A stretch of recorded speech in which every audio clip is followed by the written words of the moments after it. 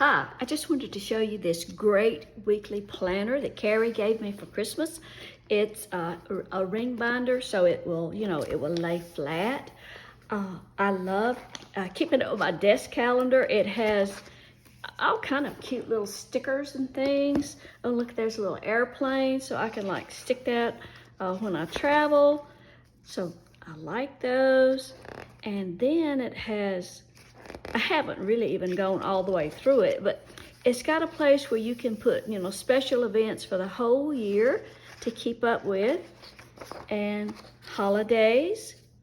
And then each month, I like this. At the beginning of each month, it has a to-do list, so that's good for, checking off tasks. And then you've got like a 2-page where you can write down, make notes, and then write whatever you need to put in your calendar. And then it's also got cute little things like Spouse Day, Chocolate Cake Day. If you're looking for something to post, if you have a business page or social media and you're always needing, ideas for posts, that will give you some. And then each month, in addition to the 2-page block, then it also gives you some pages for long notes. If you're a writer or you want to write down, something that you want to remember, that's good. Each section looks like has a little phrase. I like that.